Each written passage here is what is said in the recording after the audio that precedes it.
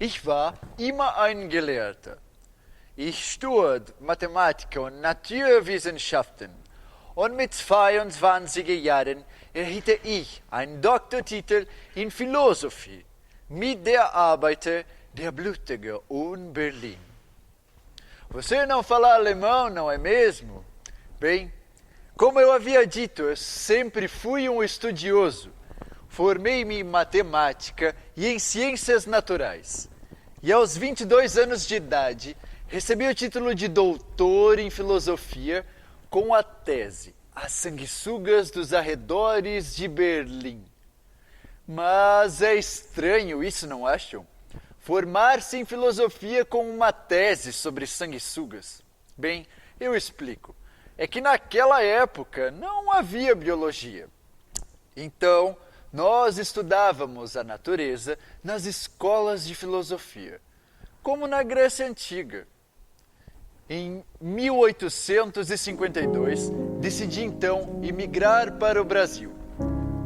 Trouxe junto comigo a minha família e o meu irmão August. Embarcamos no veleiro Florentim e viajamos durante 60 dias sob condições muito precárias. Mas, enfim, acabamos atracando no porto de São Francisco do Sul. E no dia 22 de agosto do mesmo ano, chegamos em Blumenau. Ali, ajudei o Dr. Blumenau nos primeiros anos de sua colônia. Eu sou o Fritz Miller.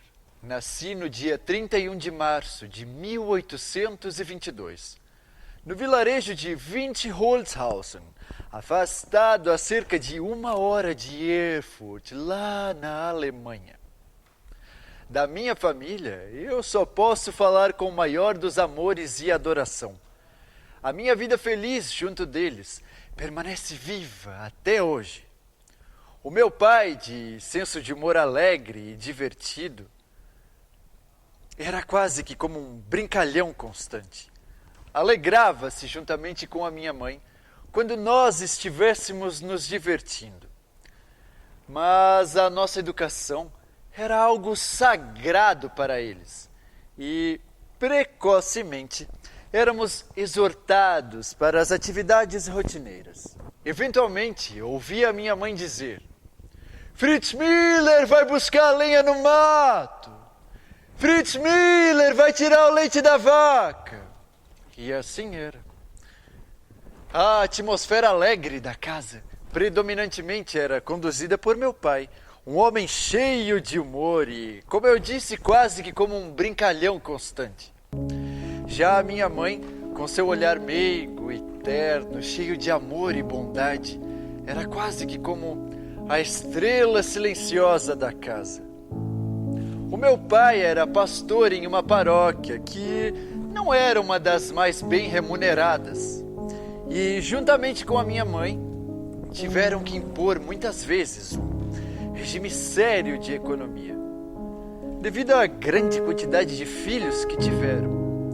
Bem, embora não tenhamos passado por nenhuma privação em nossa infância e adolescência, tivemos uma vida muito simples em termos econômicos, mas muito rica em termos culturais. A minha mãe querida percorria obedientemente o seu caminho. Se ao anoitecer ou à luz do luar corrêssemos todos pelo pátio, ela parava-se à janela, com as mãos postas para orar, olhando para o firmamento, como a vi várias e várias vezes. Foram bons tempos. Meu pai e minha mãe eram pessoas dedicadas e, apesar da própria abundância de filhos que requeriam uma imensa quantidade de amor e de energia, ambos também guardavam para outros um coração amigo, um peito aberto. Nossa casa era uma casa grande e durante anos vi muita juventude entrar e sair dela. Agora lembrei-me de um fato interessante. Naquela época, no centro do pátio havia uma velha tilha. Vocês sabem o que é uma tilha? É uma árvore bem típica lá da Alemanha. Os antigos achavam que ela era uma árvore sagrada e que dava poderes mágicos para os guerreiros.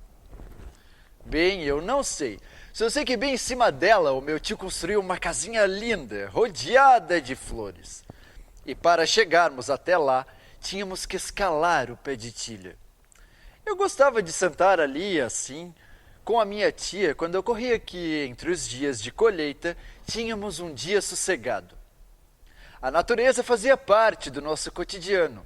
Ela nos dava tudo aquilo que precisávamos para crescer, evoluir e desenvolver as nossas aptidões.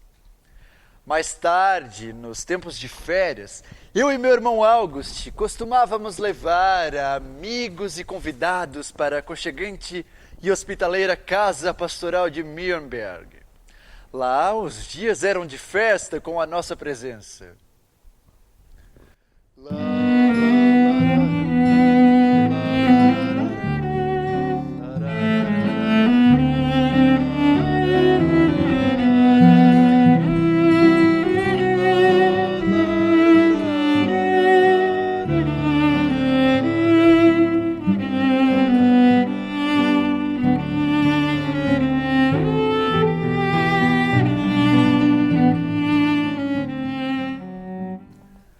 Agora lembrei-me da Páscoa de 1835. Eu tinha mais ou menos uns 13 anos. Eu havia deixado a casa dos meus pais e ido morar com o meu avô.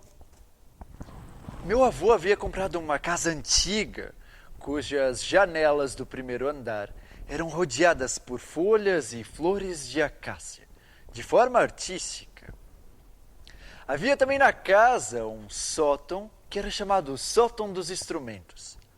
Lá encontrava-se a máquina eletrostática.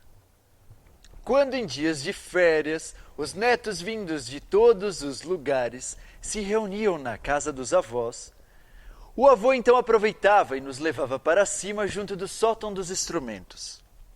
Lá, na máquina eletrostática, ele fazia experimentos com a nossa participação. Vejam bem, havia uma casinha de guardar barcos. Quando as ondas batiam na casinha, produzia-se uma quantidade de energia. Essa energia era conduzida por um fio até o sótão dos instrumentos, lá na máquina eletrostática. Então, o avô pedia para que formássemos um elo entre nós e encostássemos na máquina eletrostática. Dessa forma, uma pequena quantidade de energia elétrica passava na gente. Era incrível e de arrepiar os cabelos. Eu gostava também quando os avós convidavam as famílias, os amigos e vizinhos para comparecer no Steigerhaus durante a noite. Aqui no Brasil, o Steigerhaus é uma casinha bem simples e aconchegante, uma espécie de cabana mineira lá no meio do mato. Lá eram servidos sopa fria de morango, dentre outros pratos frios. Vejam bem, minha oma colocava numa espécie de mousse de leite ou iogurte natural, algo doce como mel e alguns pedaços de morango picado. Então ela misturava e nos servia generosas porções de sopa fria de morango. Era uma delícia! A alegria dos avós, do opa e da oma, era servir os amigos, filhos, netos e parentes nos bonitos dias de verão. Mas nem tudo era só diversão. Nós estudávamos e muito. Eu gosto de estudar, é verdade, eu gosto de estudar. Era um aluno tão aplicado nas minhas pesquisas que em um único ano eu completei a 4ª e a 5ª séries. Devo dizer que todo o aprendizado que obtive com os meus pais e parentes muito me ajudaram na arte da observação. Porque observar a natureza é muito importante para todas as pessoas. Durante o tempo que estive no ginasial, acredito que hoje deva se chamar 2º grau ou ensino médio, nesses 5 anos eu passei com louvor em todas as disciplinas e tive contato com muitos farmacêuticos da época. Em Erfurt, dentro do meio social dos farmacêuticos e demais cientistas, predominava uma vida científica bastante ativa. Eu acredito que devido às grandes influências do meu avô. Esses interesses também cresciam graças à companhia do meu tio Hermann Tronsdorf. Para mim era muito fácil também falar outras línguas, aprender outros idiomas. Por isso eu tive grande facilidade em falar e aprender a língua inglesa. Eu acredito que teria seguido carreira na área se não fosse a minha paixão pela natureza, pela botânica. A botânica! Vocês sabem o que é botânica? É o estudo das plantas e também das algas. Todo o estímulo que eu tive dos meus avós, do meu tio e também de um atento supervisor na Schwanenapothek, a farmácia dos cisnes, despertaram em mim o interesse pela profissão de farmacêutico. Naquela época, a farmácia não era tão cheia de química como é hoje em dia. Nós manipulávamos as ervas, as folhas, as flores e as raízes. Produzimos também pomadas e tinturas. Por isso, os médicos tinham que passar pelas escolas de botânica. Em 1841, fui para Berlim, onde me aprofundei em alguns estudos, como, por exemplo, lógica, matemática, filosofia, eletricidade, meteorologia, geografia e até astronomia. Muita coisa, não acham? Mas não foi só isso. Eu também estudei anatomia, onde aprendi a desenhar muito bem, diga-se de passagem. Eu tinha talento, digamos assim. Aos 22 anos de idade, conquistei o título de doutor em filosofia. Eu já não me preocupava mais com o que eu precisava ser, mas sim com aquilo que eu deveria ser. Em 1845, comecei a estudar medicina. Eu tinha esperança de que, como médico a bordo de navios, eu pudesse então desbravar a natureza dos trópicos. Sim, observar a natureza tropical. 3 anos depois, em 1848, eu já era clínico assistente. Mas uma divergência religiosa me impediu de conquistar o diploma de médico. Tudo isso porque eu não quis prestar um juramento que não fosse único e exclusivamente baseado na ciência. Isso me custou caro, muito caro. Decidi então emigrar para o Brasil, lá em 1850. Mas somente 2 anos depois é que realmente eu vim. Eu trouxe junto comigo o meu microscópio da marca Schick, que ganhei de um professor.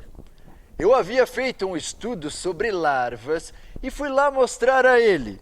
Ele então me disse: Fritz Mila, você tem uma microscópia? Eu disse: não, professor. Então leva essa contigo e examina os ovos que as lagartas acabou de colocar. E assim ganhei meu primeiro microscópio. E lá fui eu. Chegando ao Brasil, tive que deixar de lado o meu bom e velho amigo microscópio e trabalhar com outras ferramentas. O machado e a enxada, por exemplo, que sei lidar muito bem, diga-se de passagem. É uma sensação esplendorosa depender do próprio esforço para construir uma casa, para fazer um chiqueiro, um galinheiro, para roçar o mato e fazer uma roça, trazer a lenha do mato e acender uma fogueira, tecer um balaio, tudo isso com as próprias mãos. Sou um homem de gosto simples, não preciso de muita coisa para ser feliz. Nem de roupas elegantes, nem muito menos de calçados. Eu sempre pensei por mim mesmo. Tive muitos amigos e filósofos de vanguarda. E eu vi que as coisas poderiam sim ser diferentes. A gente deve pensar mesmo com a nossa própria cabeça. Devemos sim ler e estudar o que outras pessoas já escreveram, mas devemos obter a nossa própria sabedoria, o nosso próprio entendimento com as nossas próprias ideias. Eu sempre tive dificuldade com as autoridades da época por conta das minhas ideias avançadas para o meu tempo. E aqui em Blumenau, isso não foi diferente. Logo tive algumas divergências com o senhor doutor Blumenau. E assim que teve uma oportunidade, fui convidado a lecionar nas escolas da capital. Naquela época, a capital catarinense se chamava Nossa Senhora do Desterro. A escolha que eu fiz de vir para o Brasil foi, cientificamente falando, a mais acertada. A fauna e a flora marinha que encontrei em Desterro e a fauna e a flora que encontrei no Vale do Itajaí era tudo o que eu procurava. Na Alemanha, durante a graduação, eu costumava andar no Mar Báltico para fazer as minhas pesquisas. Eu deixei muitos amigos cientistas lá na Europa, precisamente na Alemanha. Eles se formaram e muitos viajavam para vários lugares do mundo. Eles traziam consigo várias espécies de animais e plantas para estudar depois em seus laboratórios. Isso para mim não servia, eu não queria ter que estudar uma coisa morta. Aqui eu poderia ver e observar as coisas vivas. Tudo que encontrei aqui foi muito belo, apesar de ter muitas dificuldades em me adaptar em uma terra estranha. Creio que essas dificuldades tenham sido recompensadas pela rica natureza que eu encontrei no Brasil. Aqui eu poderia observar coisas vivas e fazer novas descobertas. Descobri, por exemplo, só observando, que a imbaúba, uma árvore comum que cresce por aí à torto e à direito, era preservada por formigas. Veja bem, ela tinha um caule muito macio. Então as formigas se alimentavam dela sem prejudicá-la e ainda assim formavam uma espécie de escudo protetor.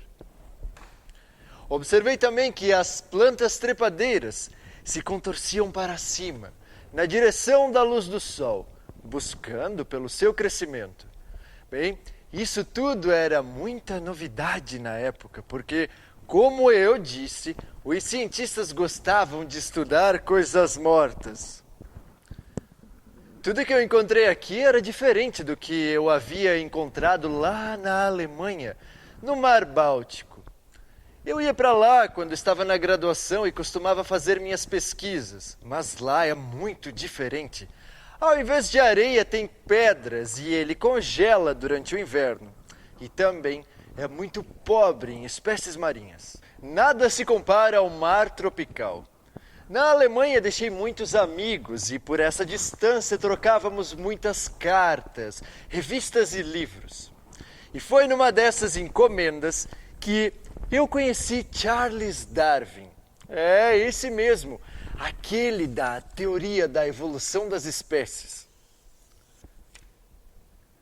Bem, naquela época isso era uma ideia absurda e gerava uma grande quantidade de discussões. Hoje isso não é diferente, mas naquela época, bem, analisando os estudos de Darwin, percebi que aquilo tudo tinha fundamento.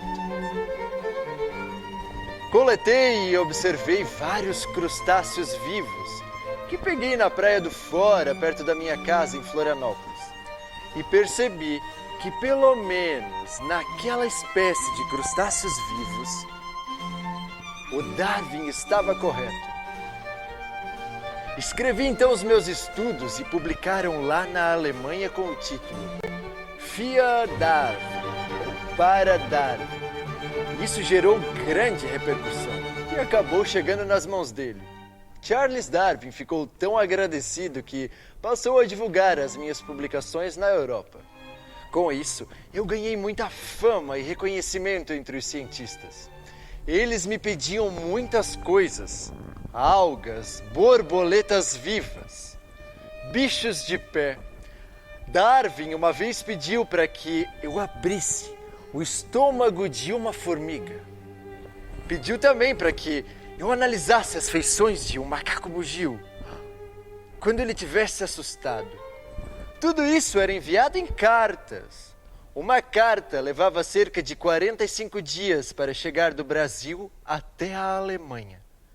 Se eu fizesse uma pergunta para ele por carta, eu demoraria cerca de 90 dias para receber a resposta. Mais ou menos uns 3 meses. Agora, imaginem o que teríamos feito se tivesse internet naquela época. Darwin, então, em algum momento, disse que eu era o príncipe dos observadores. Nós dois passamos a trabalhar juntos e trabalhamos durante muitos anos, sem nunca termos nos encontrado. Tudo isso através de cartas, durante uns 17 anos. Até a morte dele. Darwin então fez menções de meu nome em inúmeras publicações da sua teoria da evolução das espécies. Em 1867, retornei para a colônia Blumenau, após o fechamento do Colégio Liceu Provincial e a restituição do ensino às mãos dos religiosos. Alguns anos depois, eu fui nomeado como o naturalista viajante pelo Museu Nacional do Rio de Janeiro e tinha como defensor Dom Pedro II. Escrevi cerca de 260 artigos científicos e foi mais ou menos nesse período que fui mais produtivo ainda. Agora eu quero contar uma coisa para vocês. A ciência, a partir do século XVI, passou a ser apoiada por monarcas que queriam imprimir modernidade nos seus reinos. Eles financiavam expedições às terras distantes e espaços dedicados à ciência e ao saber.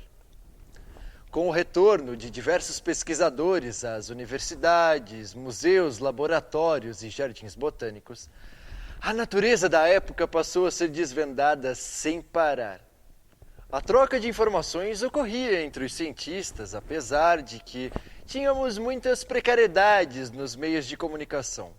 Lembrem-se, lá naquela época, nós não tínhamos telefone, não tínhamos internet, nem mesmo um computador lá no meio do mato. Eu percorri centenas do território catarinense, seja a pé ou de barco, nos mares ou pelos rios. Por tudo que eu fiz e pelo amor que tenho pela humanidade, por esse planeta que habitamos, por ter trabalhado de forma que nunca cobrei nada de ninguém. Sempre trabalhei e ganhei aquilo que era necessário para que eu pudesse sobreviver. Por tudo isso, ganhei muito reconhecimento. Um ecólogo do século XX, o Sr. Lauro Baca, encontrou algumas coisas minhas lá no Japão. Ainda hoje, no século XXI, muitos cientistas falam do meu nome. Mas essas honrarias não me dizem nada, não me enchem de orgulho. Um amigo meu lá da Alemanha me fotografou assim, como eu verdadeiramente fui. Bem, agora eu saio de cena. Eu já falei demais para um dia.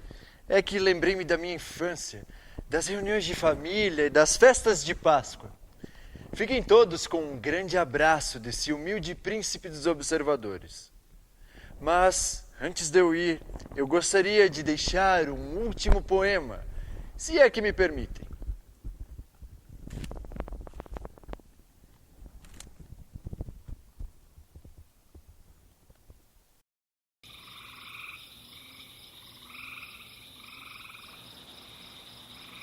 Dort ein Berg, Kohlen glühen, Flammen lodern, Funken spielen. Was ist das für ein heller Schein? Das muss eine lustige Gesellschaft sein. Hab acht, Leuchtkäferlein. Leuchtkäfer aber bedenkte sich da nicht. Er eilete hinab den hellen Licht. Frisch auf, jetzt kommt noch ein neuer Gast. So schwirrt er heran in voller Hast. So stürzt er hinein in die lichte Glut. Allein der Willkommen, der war nicht gut. Die Flieger verbrennen, es schwinden die Sinnen. Leuchtkäfer kommt nicht wieder von hinnen.